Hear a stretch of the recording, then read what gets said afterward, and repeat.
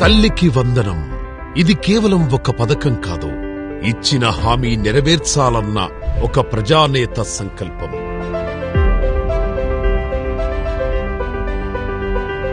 ఎన్ని ఆర్థిక ఇబ్బందులు ఉన్నా ఒక్క రోజులో ఒక పథకానికి 10,091 కోట్లు, ఏకంగా 67,27,164 మంది లబ్ధిదారులు. ఇది ఒక రికార్డ్. 20,053 మంది తల్లులకు నలుగురేసి పిల్లలు, వారందరికీ అంటే 80,212 మంది విద్యార్థులకు డబ్బులు. దీని వెనక చంద్రబాబు గారి దార్శనిక ఆలోచనలు అద్భుతం, లక్ష్యాలు అనేకం. ఇక ఏ తల్లి తన బిడ్డను బడికి పంపకుండా ఉండదు. ఏ విద్యార్థి కూడా పేదరికం కారణంగా బడికి దూరం కాడు. ఏ ఒక్కరు కూడా చదువులేని కారణంగా పేదరికంలో ఉండిపోయానని బాధపడరు.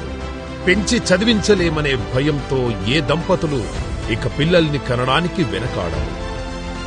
ఇది కేవలం ఒక ఎన్నికల హామీ నెరవేర్చడం కాదు, సమాజం పట్ల ఒక బాధ్యత. ఒక్కరిని కూడా వదలకుండా పిల్లలందరినీ బడికి పంపే బాధ్యత. పిల్లలను చదివించడానికి తల్లిదండ్రుల్లో ఉత్సాహం కలిగించే బాధ్యత.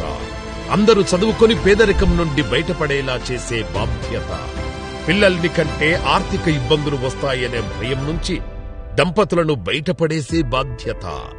అందుకే ఇది కేవలం ఒక హామీ నెరవేర్చడం కాదు, ఇది ఒక సామాజిక విప్లవం.